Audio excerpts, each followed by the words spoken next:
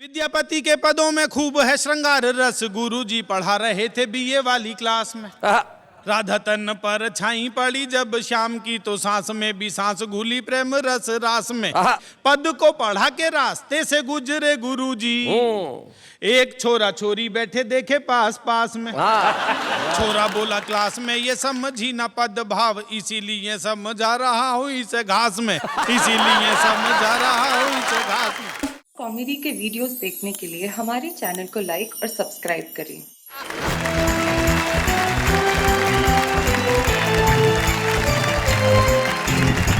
क्या बात है, हमारे साथ हमारे तीन कवि मित्र बैठे हैं जो तीनों ही कमाल के हैं। शकील जी जिनकी खेती लहला रही है, प्रवीण जी जिनकी खेती इधर उधर बल खा रही है, और बीच में जो ये चांद है। हाय हाय, मुझे तो याद आता है एक बार एक मक्खियों का जोड़ा इधर बैठा था महेंद्र अजनबी के सर पे, तो जो फीमेल मक्खी थी उसने मक्खे से कहा कि चलो दिलदार चलो चांद के पार चलो।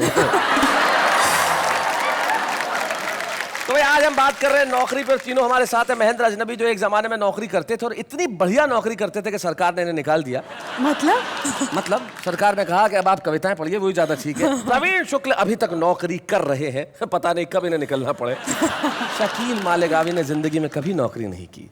शायर कभी नौकरी थोड़ी ही करता है, शायर तो मस्त रहता है साहब। लेकिन आप तीनों ने नौकरी की है इस जनता की कि हम जब तक रहेंगे इस जनता को हंसाएंगे। इससे बड़ी नौकरी क्या हो सकती है। आप तीनों के लिए जोरदार क्या बात है। तो तीनों यहाँ बैठे हैं और इस वक्त तीनों ही टुकुर टुकुर निगाहों से अभिनय ये कर रहे हैं कि मुझे देख रहे हैं, पर देख ही नहीं रहे हैं। चलिए कोई बात नहीं, जहां से भी देख के बात करें। लेकिन मैं जानता हूं इस वक्त आप जो हमें देख रहे हैं वो इंतजार कर रहे हैं कि कब आएंगे ये और सुनाएंगे कुछ। तो इंतजार खत्म करते हैं, सबसे पहले बुलाते हैं शकील भारती को।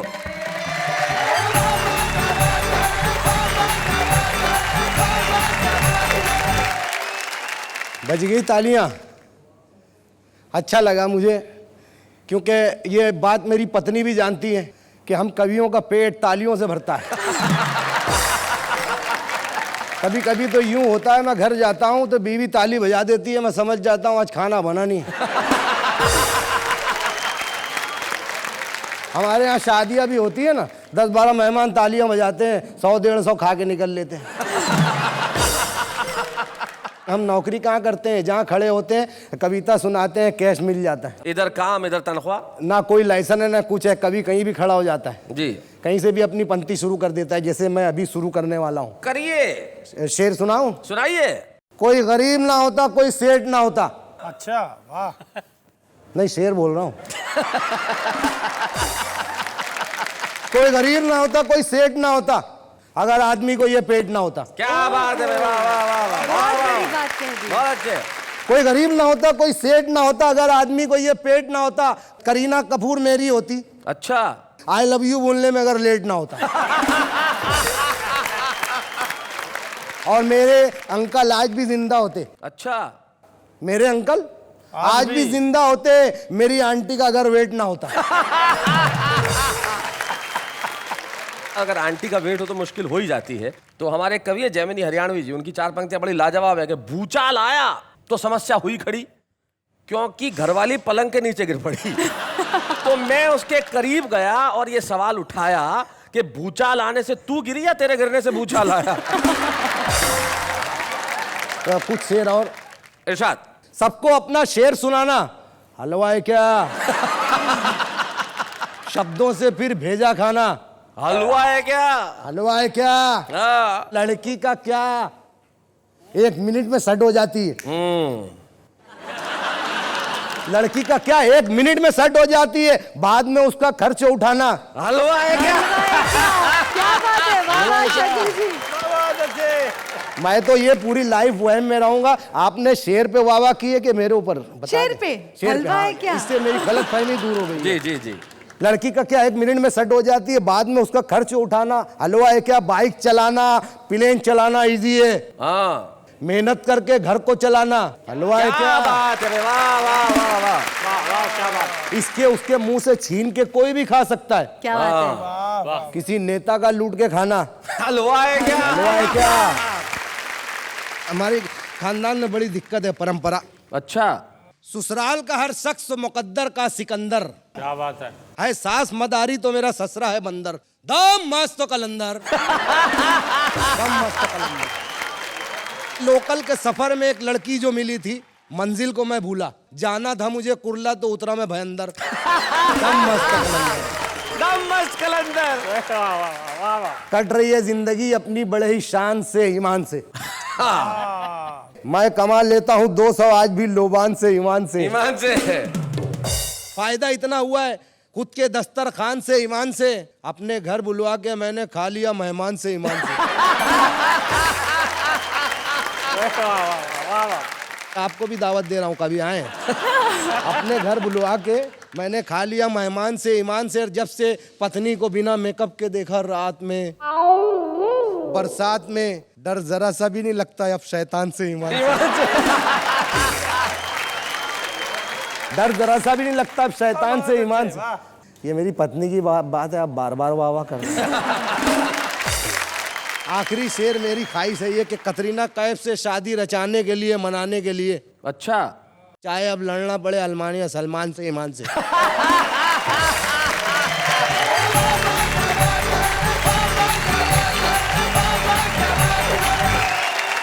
Shakil ji, superb. Iman se, you performed so very well. I'm glad you came here. Seriously. क्या बात है शकील भाई। मैं इनके लिए एक ही चीज कह सकता हूँ कि भाई ये पास में खड़ी हैं, कितनी अच्छी लगती हैं। बहुत अच्छी Thank लगती you. पर इनसे हिंदी बुलवाना हलवा है क्या? हाँ सही बात, क्या बात। उन्होंने जो तारीफ की है अभी तक के 23 बरस मेरी शादी को हुआ है, आपकी भाभी ने भी वो तारीफ नहीं की। ओ हो। मैं बार बार इसमें आऊंगा और 2 पंक्तियां बोलूंगा। सारे जमाने से जीत है, महंगाई से मात है, फिर भी वाह वाह क्या बात है। बहुत अच्छे। क्या बात है भाई। आपने कहा कि 23 साल में आपकी बीवी ने इतनी तारीफ नहीं की और इन्होंने इतनी की, आप एकदम से घायल हो गए। अब जाऊंगा खुद को खुलवाऊंगा तो डॉक्टर बताएंगे अंदर क्या क्या हुआ है। जी जी। लेकिन घर जाके हमारी जो भाभी हैं वो आपके साथ उचित व्यवहार करें हैं। जी। आप घर पहुंचे सम्मान से, ईमान से। जी जी शुक्रिया जी शुक्रिया। और आइए अब इस कमाल को आगे बढ़ाते हैं। शकील के बाद हम बुलाते हैं उसे जिनकी बीवी भी बड़ी कमाल की है। संजू नाम है उनका। संजू। और जब संजू के पति जो प्रवीण है वो उन्हें यात्रा पे ले जाते हैं तो क्या क्या हो सकता है, ऐसे ही बहुत सारे किस्से उनके पास हैं। प्रवीण शुक्ल जी, आप किस बात का इंतजार कर रहे हैं? आपके घुटनों में कोई रोग है क्या सर? तो खड़े होइए जरा, यहाँ आइए, तालियां बजाइए।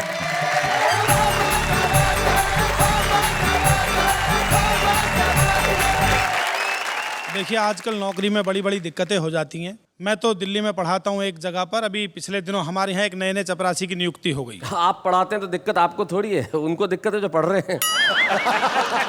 मेरी क्या दिक्कत है वो मैं आपको बता रहा हूँ जी। उसका नाम था चपरासी का प्राणनाथ। प्राणनाथ। अब देखिए लेडी टीचर्स को बड़ी प्रॉब्लम हो गई।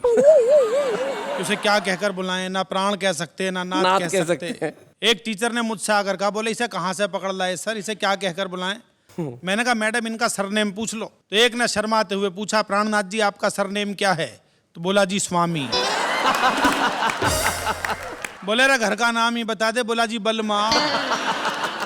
बोले मोहल्ले वाले क्या बोलते हैं? बोला जी साजन। धारावाहिक था अगले का पूरा का। मैंने तो देखा जब मैं जाता हूँ कई बार कॉलेज, आजकल एक टीचिंग क्लास में होती है, एक टीचिंग उसके बाद में होती है जी। उस पर एक छंद सुनिएगा। सुनाइए। कि विद्यापति के पदों में खूब है श्रृंगार रस, गुरुजी पढ़ा रहे थे बीए वाली क्लास में। राधा तन पर छाई पड़ी जब शाम की, तो सांस में भी सांस घुली प्रेम रस रास में। पद को पढ़ा के रास्ते से गुजरे गुरुजी, एक छोरा छोरी बैठे देखे पास पास में। छोरा बोला क्लास में ये समझी ना पद भाव, इसीलिए समझा रहा हूँ इसे घास में। इसीलिए समझा रहा हूँ इसे घास में। इसीलिए समझा रहा हूँ इसे घास। गुरुजी ने पूछा बच्चे से, बेटे तुम क्या पढ़ना चाहते हो? आज के छात्र का जवाब सुनिएगा, वो क्या पढ़ना चाहता है। कि वीर रस में हमारा मन ज्यादा रम रहा, आशा है गुरुजी आप मन से पढ़ाएंगे। श्याम नारायण पांडेय और दिनकर की परंपरा में हम नाम को लिखाएंगे। क्या बात? नाम ना लिखा पाए तो इतना तो है जरूरी, पढ़कर वीर रस वीरता दिखाएंगे। यूनियन के चुनाव होंगे जब कॉलेज में, खोपड़ा विरोधियों का फोड़ कर आएंगे। खोपड़ा विरोधियों का फोड़ कर आएंगे। जब नौकरी की बात करते हो तो मुझे लगता है कि घरवाली से बड़ी नौकरी किसी की नहीं है। आप उसे प्रसन्न कर लो तो आपने परमात्मा को प्रसन्न कर लिया। लेकिन उसे प्रसन्न करना बड़ा मुश्किल का काम है। जी, भगवान तक नहीं कर सकता। वो भी बेचारा धक्के खाता घूमता है कई बार। वो धक्के खाता इसलिए घूम रहा है। किसी ने बहुत बढ़िया बात कही प्रवीण जी के ईश्वर ने पुरुष बनाया, फिर वो मुस्कुराया। ईश्वर ने महिला बनाई, उसके बाद न पुरुष मुस्कुराया न ईश्वर। मुझे याद आता है पिछले दिनों एक पति पत्नी का झगड़ा हो गया, दोनों ने अदालत में तलाक का मुकदमा दायर कर दिया। जज बोला भी तुम्हारी दोनों की सहमति है तो तुम्हारा तलाक तो हो ही जाएगा, जो धन और संपत्ति है वो भी बराबर बराबर बढ़ जाएगी, जो जमीन जायदाद है वो भी बराबर बराबर बढ़ जाएगी, लेकिन ये जो तुम्हारे 3 बच्चे हैं इनका बंटवारा नहीं हो सकता। इतना सुनते ही पत्नी ने पति का हाथ पकड़ा, बोली चलो जी घर वापिस चलो, मुकदमा अगले साल ही दायर करेंगे। अगले साल फिर दिक्कत पैदा हो गई, जुड़वा पैदा हो गए, मामला फिर 1 साल के लिए पोस्टपोन करना पड़ गया। लेकिन दोनों ने फैसला किया, जब हिसाब बराबर हो गया तब एक कविता सुनिएगा, आपको आनंद आएगा। इस देश में पत्नी पति को बहुत अधिक प्यार करती है, इसलिए यदि लड़ाई हो जाए तो सिर पर नहीं चरणों पर ही वार करती है। अच्छा, अभी पिछले दिनों मेरी भी कहने लगी, कवि सम्मेलन में आते हो जाते हो लेकिन मुझे कहीं भी नहीं घुमाते हो, इसलिए हमारे बीच बढ़ती जा रही है दूरी, इसे मिटाने के लिए ले चलो ना मसूरी। मुझे लगा कि बात में दम है और आजकल कवि सम्मेलन भी कम है, इसीलिए छोड़कर सब काम बना लिया मसूरी घूमने का प्रोग्राम। मैंने कहा मसूरी तो ठीक है, लेकिन मसूरी से पहले रुकेंगे हरिद्वार। बस यहीं से ही शुरू हुई तकरार, कमी आ गई उसके ब्रेन में। मैंने कहा चलेंगे अपनी कार से, तो बोली ना मैं तो चलूंगी ट्रेन में। अंतिम स्थिति में मसूरी एक्सप्रेस में टिकट हो पाया एक ही कंफर्म, तो मैंने ट्रेन में निभाना चाहा पति धर्म। मैंने कहा सवारी 2 हैं बर्थ 1 है, इसलिए आप लेट जाइए, मैं पूरी रात साइड में इसी बर्थ पर बैठकर जाऊंगा और इस प्रकार अपना पति धर्म निभाऊंगा। इतना सुनते ही भड़की, बिजली सी कड़की, बोली यदि धर्म ही निभाना है तो मैं निभाऊंगी, लेट कर तुम जाओगे मैं पूरी रात तुम्हारी छाती पर बैठ कर ही जाऊंगा। मेरी समझ में नहीं आया कि ये गुस्सा है या प्यार। सुबह सुबह आ गया हरिद्वार, स्टेशन पर गाड़ी रुकते ही मैंने आवाज लगाई, ए कुली। इतना सुनते ही बोली, मुझसे बिना पूछे हुए तुम्हारी जुबान कैसे खुली? तुम्हें हर समय चीखने चिल्लाने की आदत है, जब तुम हो तो कुली की क्या जरूरत है? जब तुम हो तो कुली बुलाने की क्या जरूरत है? एक बैग 3 अटैची जैसे तैसे होटल तक खींची। होटल का नाम था क्लार्क हुक, कमरा था उसमें पहले से बुक। मैनेजर बोला आपकी इच्छाओं पर विशेष ध्यान दिया है, आप होटल से पूरा हरिद्वार देखना चाहते थे, इसलिए कमरा 10वीं मंजिल पर दिया है, चलिए सामान को करवाता हूं शिफ्ट। मैंने पत्नी से कहा चलो इधर है लिफ्ट। इतना सुनते ही फिर भड़की, बोली स्थल धार्मिक है, मैं सुविधाओं का लाभ कम से कम उठाऊंगी, सामान को तुम अपने कंधे पर उठाओ, मैं तुम्हारे पीछे पीछे सीढ़ियों से ही जाऊंगा। 160 सीढ़ियां चढ़ते चढ़ते निकल गया दम। अब उसका इलाज करने के बारे में सोचने लगे हम। अगले दिन सुबह सुबह पहुंच गए गंगा किनारे और नहाने के लिए जैसे ही कपड़े उतारे, मैंने उससे कहा बहाव बहुत तेज है, किनारे पर ही नहाना, धारा के बीच में बिल्कुल मत जाना। इतना सुनते ही उसने डुबकी लगाई और फिर ऊपर ही नहीं है। किनारे पर खड़े हुए लोग बोले बधाई,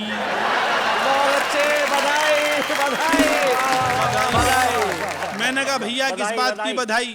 2 दिन से सब कुछ उल्टा कर रही है, इसलिए गंगा में आगे की ओर नहीं होगी, गोता लगाकर देखो पीछे की ओर ही वही हो। गोताखोरों के दिमाग की नसें उस समय हिली जब हरिद्वार में डूबकर ऋषिकेश में तैरती हुई मैं। सभी ने उड़ाई हमारी खिल्ली, जैसे तैसे लौट कर आए दिल्ली। लेकिन ये मत समझना हमारे संबंध अच्छे नहीं हैं, क्योंकि संबंधों के धागे इस देश में पश्चिम की तरह कच्चे नहीं हैं। ये वो देश है जहां पति पत्नी रोजाना लड़ते हैं, झगड़ते हैं, रूठते हैं, मनाते हैं, लेकिन 7 फेरे लेने के बाद 7 जन्म तक साथ निभाने की कसम उठाते हैं। क्या बात है, वाह वाह, बहुत बढ़िया।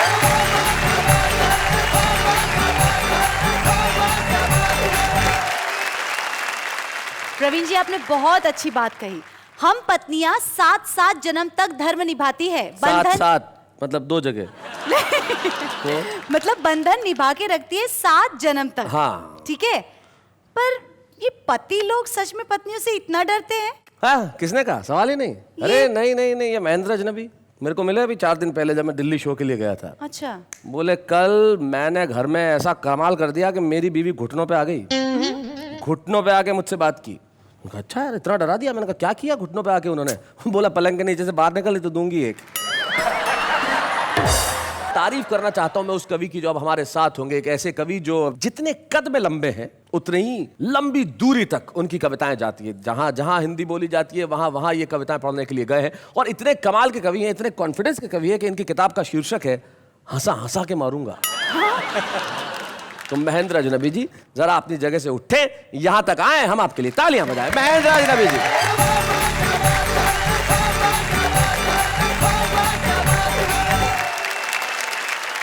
एक दो छोटी छोटी कविताएं मैं भी आपको सुनाऊंगा, पसंद आएंगी ठीक है, नहीं तो 3-4 और सुनाऊंगा। हम कवियों के साथ क्या क्या हो जाता है कि सड़क पर दौड़ते हुए एक आदमी को हमने रोककर पूछा कहाँ? बोला आत्महत्या करने। मैंने कहा इतनी सी बात तो मैं तुम्हारे बहुत काम आ सकता हूँ, तुम्हें अपने साथ किसी कवि सम्मेलन में ले जा सकता हूँ। मैं बोला बस बस रहने दीजिए, ये जुर्म मत कीजिए, आपको मालूम है मैं आत्महत्या करने क्यों जा रहा हूँ? बात यह है कि मैं अभी अभी तो एक कवि सम्मेलन से छूट कर आ रहा हूँ। बहुत अच्छे।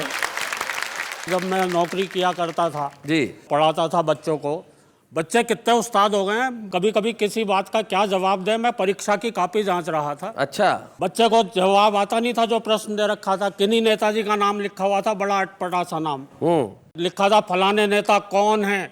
बच्चे ने लिख रखा था ये बहुत ही जहरीला कीड़ा होता है, खेतों में पाया जाता है, हरे रंग का होता है और जिस फसल के ऊपर लग जाए उसे नष्ट करके ही छोड़ता है। क्या बात है, बहुत अच्छे।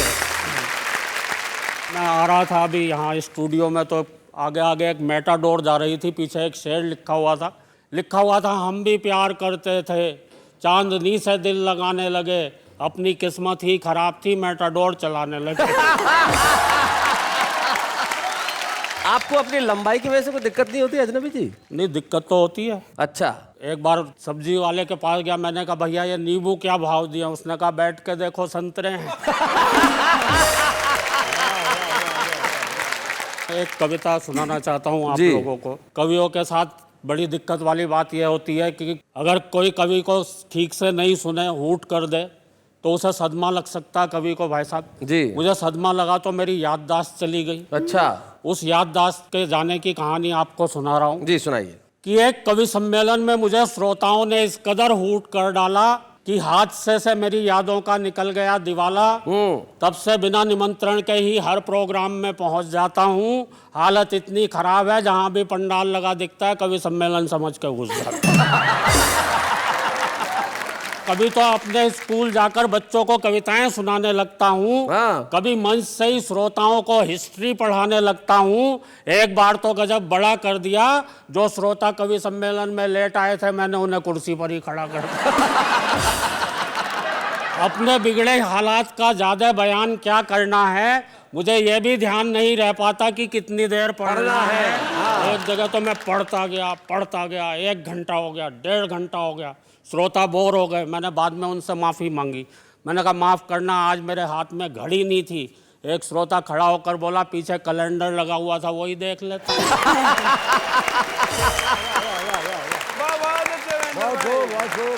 बात हो गई है काबिल गौर की, मुझे यह भी ध्यान नहीं रह पाता है कि अपनी ही पढ़ रहा हूँ या किसी और की।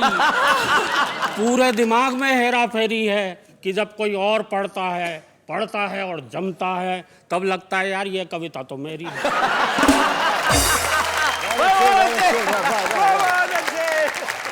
एक जगह तो मैंने जेब से कागज निकाल के पढ़ना शुरू किया।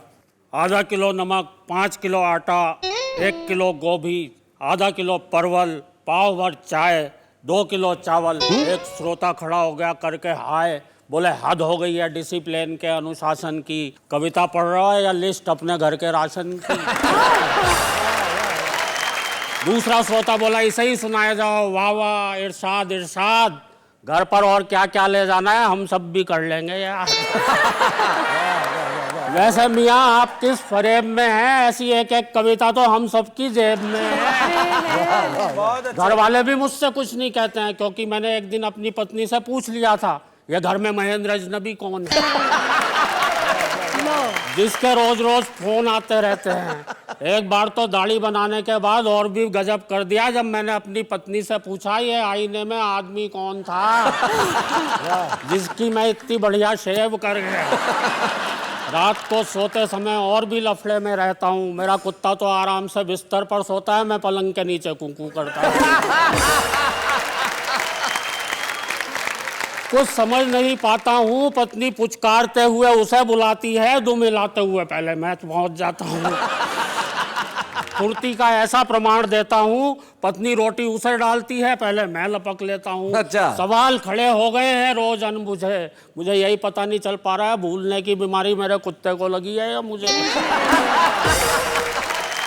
और मित्रों, भूलने का आलम यह है, सड़क पर खड़े हुए तो चलना भूल गए, कुर्सी पर बैठे तो उठना भूल गए, तेल हाथ में लिया सर पे मलना भूल गए, और दोस्तों गंजे भी इसलिए हो गए क्योंकि मेरे सर के बाल उगना भूल गए। पत्नी बोली एक बार, मेरे भरतार हेल्प करा दो, गीले कपड़े ऊपर फैला दो। ऊपर जाते ही दिमाग भटक गया, मैंने कपड़े तो चारपाई पर पटके खुद तार पर लटक गया। टूट गई टांग, डॉक्टर आया, प्लास्टर चढ़ाया, डॉक्टर भी था होशियार, भुलक्कड़ों का सरदार, गजब ही ढा दिया, टूटी दाई टांग थी, प्लास्टर बाई पर चढ़ा।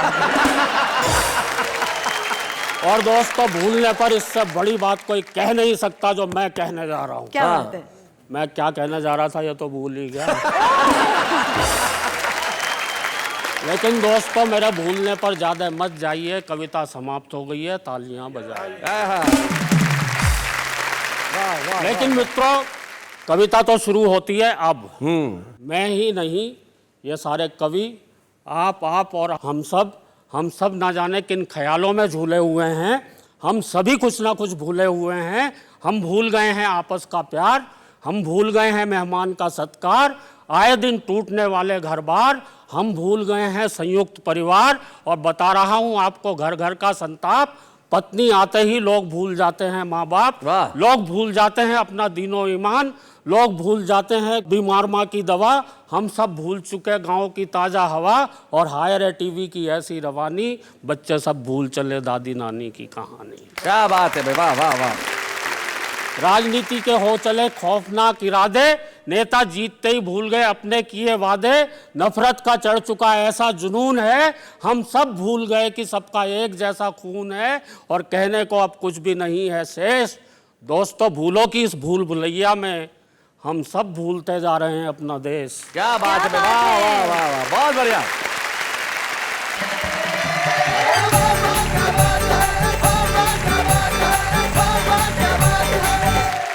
भाई कमाल है महेंद्र अजनबी जी, आपने अपनी कविता को जो अंत किया वो लाजवाब था। आप जो भूलने की बात कर रहे थे, किसी किसी को हो जाती है बीमारी, अब हुई एक को भूलने की बीमारी तो डॉक्टर के पास चला गया, बोले डॉक्टर साहब मुझे कुछ याद नहीं रहता है, आजकल मुझे भूलने की बीमारी हो गई है। तो डॉक्टर बोले ये तकलीफ कब से है? बोले क्या कब से है? इसलिए जब आदमी भूलने लगे तो कुछ भी कर सकता है। लेकिन यकीन मानिए महेंद्र अजनबी साहब, प्रवीण शुक्ल जी और शकील मियां, आपको ये कहना चाहता हूं कि जो भी कलमकार होता है उसे कभी जमाना नहीं भुला सकता। हमारे बीच में एक ऐसा युवा व्यक्तित्व है जिसका नाम है अमित अनपढ़। अमित अनपढ़ जी, और इससे ज्यादा आदमी की विनम्रता क्या होगी कि खुद को अनपढ़ कह रहा है। बोलो। इतनी मॉडेस्टी, इतनी विनम्रता, और बहुत अच्छा लिखता है। तो हम चाहते हैं कि आज हमारे इस एपिसोड में जो हमारा छुपा रुस्तम है अमित अनपढ़, जो उत्तर प्रदेश से हमारे बीच में है, मैं चाहता हूं कि वो आए और कितने पढ़े लिखे हैं हमें अपनी कविता से बताएं। हमारे छुपे रुस्तम अमित अनपढ़।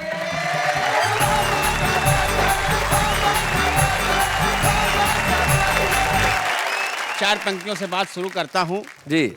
अभी देखिए, पिछले दिनों बारिश का मौसम था, हम एक दुकान पे गए थे छाता खरीदने, और अब हमने देखिए उस दुकान वाले से क्या कहा और उसने हमको क्या जवाब दिया कि एक दुकान वाले से ये मैंने कहा, मान्यवर छाता एक बड़ा मजबूत दिखलाइए, रीजनेबल हो रेट, कलर भी ना हो फेड, उम्र भर साथ दे जो ऐसा हो बताइए।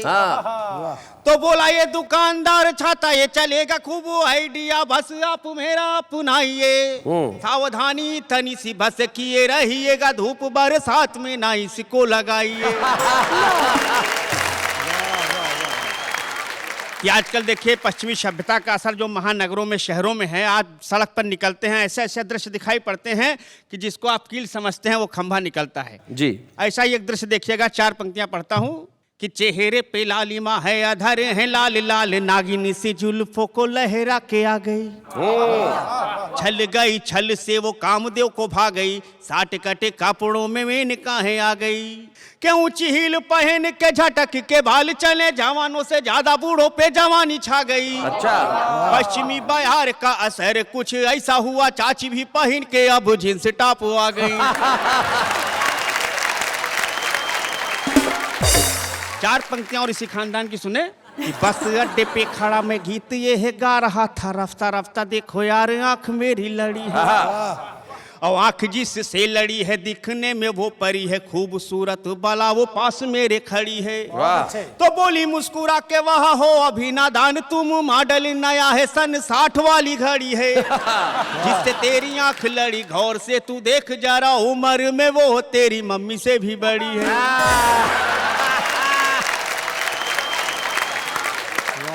और आजकल देखिए साहब मोबाइल कहाँ कहाँ तक पहुंच गया है, हर आदमी के हाथ में मोबाइल है। 4 पंक्तियां मैं मोबाइल पे पढ़ता हूँ, सुने कि एक भिख मंगा के मेरे द्वार पर बोला, भूखा हूँ मैं बेटा जरा कुछ तो पसीजिए, मैंने कहा भाई अभी भोजन पका नहीं है, अगले मकान में जुगाड़ कर लीजिए। तो भिखारी ये बोला थोड़ी देर बाद आ जाऊंगा, मोबाइल नंबर हमारा नोट कीजिए, खाना बन कर जब हो जाए तैयार सर, बस आप एक मिस कॉल मार दीजिए। और 4 पंक्तियां अंतिम पढ़ के अपना स्थान लेता हूं कि आजकल देखिए जब पति पत्नी में झगड़ा होता है तो पत्नियां अपने गुस्से को किस तरह से प्रकट करती हैं। बताइए। कि मायके जाना, हाँ आपके लिए विशेष है जी। मायके जाने की अनुमति यदि ना मिले तो कुकर कढ़ाई भगोने से भीड़ती हैं ये, जिस दिन पानी की समस्या अति हो बिकट, उस दिन साबुन पे टूट पड़ती है ये, कि अपने पितावा भाई को ही मानती हैं तो उपदेशी कट्टे जैसा पति को समझती हैं ये, शादी के ही साल बस माधुरी सी लगती हैं, उम्र भर शशिकला भांति लड़ती हैं ये। बहुत बहुत धन्यवाद।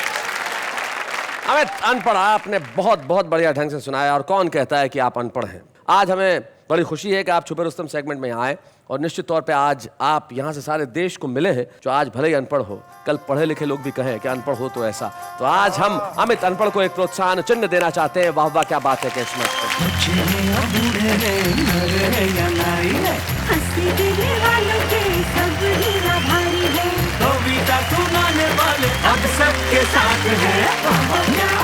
एक ऐसे खास मेहमान हमारे बीच में आ रहे हैं जिन्हें आपने कई बार देखा होगा फिल्मी पर्दे पे। वे लगान के गोली थे, वो एक अजनबी में बच्चन साहब के साथ थे, वो स्वदेश में थे, वो गंगा जल में थे, वो राजनीति में थे, न जाने कितनी फिल्में उन्होंने की, और टेलीविजन पे तो शनिदेव बन के उन्होंने कहर ढा दिया। आइए मिलते हैं दया शंकर पांडे से।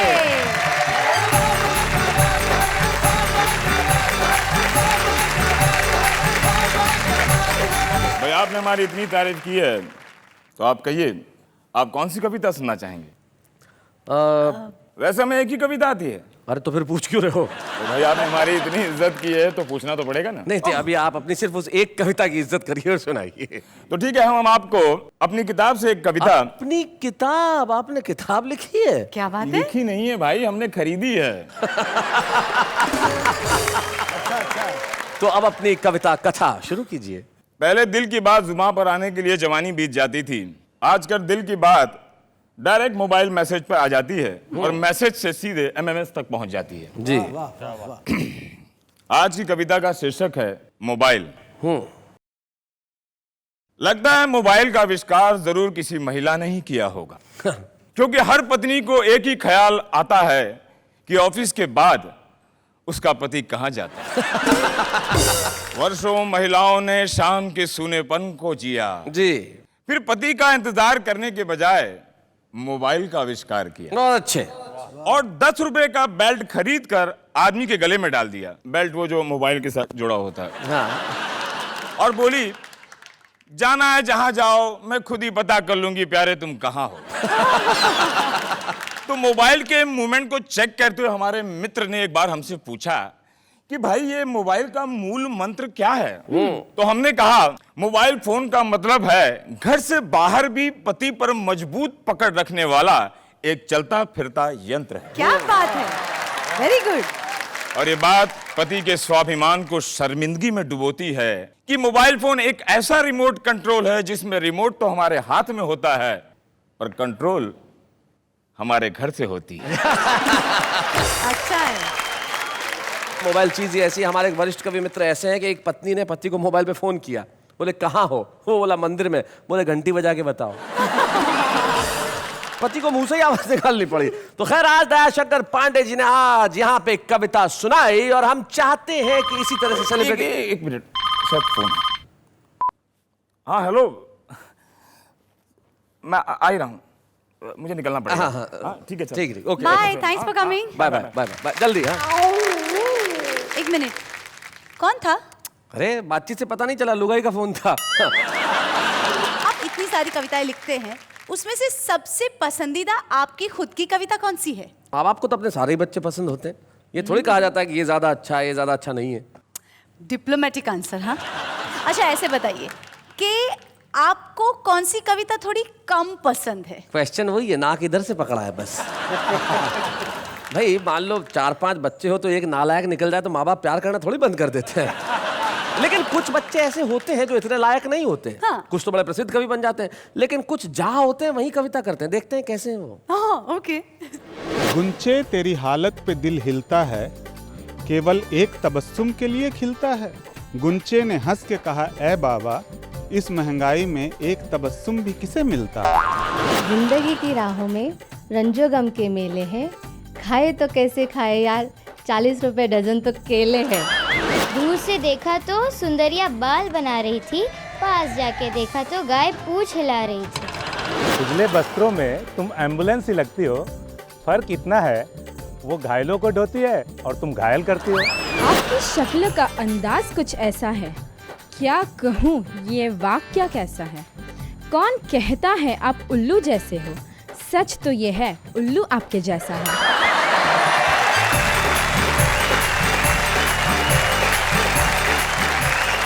तो हमने सुनी ये उन लोगों की कविताएं जो कवि नहीं। आज ये बड़े आम है, लेकिन इन्हीं में से कुछ लोग खास बन जाते हैं। और आज मुझे बड़ी खुशी है कि इस मौके पे, वाह वाह क्या बात है कि इस मंच पे हम जब एक सृजनकर्ता का सम्मान करते हैं, आज बारी है उस सृजनकर्ता की जिसने न लोगों को हंसाया बल्कि बहुत सारे जहन में उनके सवाल भी सौंपे। एक ऐसा कवि जो देश के लिए सोचता है, एक ऐसा कवि जो समाज के लिए सोचता है और बहुत सहज ढंग से अपनी बात कह देता है। हमारे बीच में आज हमारे सम्मान के पात्र हैं महेंद्र अजनबी।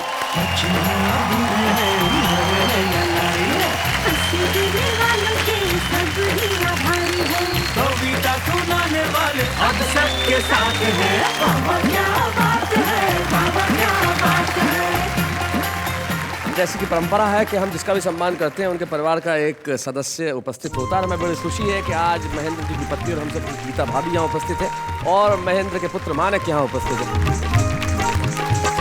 जिस वक्त आपकी शादी हुई महेंद्र अजनबी से, तब भी ये कवि थे? हाँ। आपने फिर भी हाँ किया उस वक्त? और क्या। क्या बात है। एक कवि होने के नाते कवि को ही पसंद किया था मैंने। एक कवि को पसंद किया, मतलब आदमी तो जैसा है वैसा है। कुछ खास बात, इनकी भूलने की बात कर रहे थे आप, क्या कहती हैं? भूलने की बीमारी से मैं हूँ इतनी परेशान, ये सोचकर कि कहीं हमें ही ना भूल जाए, हूँ मैं इतनी हैरान। अरे मानक, कोई ऐसा क्षण, कोई ऐसा मोमेंट आया मानक जब तुम्हें लगा कि इस वक्त अगर पापा नहीं होते तो ये काम शायद नहीं होता, इनका होना बड़ा जरूरी है? मतलब गिनना मुश्किल है तो इसलिए मैं गिनवाना नहीं चाहूँगा, क्या बात पर है? ये कह सकता हूँ कि मैं आज बहुत ही गौरव के साथ कह सकता हूँ कि मैं इनका बेटा हूँ। क्या बात है, वाह वाह वाह वाह। क्या बात है। शैलेश जी, नौकरी की बहुत खूब बातें चली जी। हमारी नौकरी सलामत है ना? हमारी नौकरी तो चलती रहेगी भाई, हमारी नौकरी तो रात के 10 बजे आपके घर पे आने की है। तब मैं सिर्फ 2 पंक्तियां आपको कह के जाना चाहता हूं कि हाँ, भले ही क्लाउन्स हैं, विदूषक हैं, या फिर हास्य कवि हैं, या जोकर हैं, आपको आंगन पहुंचने वाले तो बहुत मिल जाएंगे, हम आंसू पहुंचने वाले नौकर हैं। इसलिए हम चाहते हैं कि आंसू हम पहुंचते रहें आपके चेहरों से और देते रहें हंसी उसी कार्यक्रम में जिसका नाम है वाह वाह क्या बात है।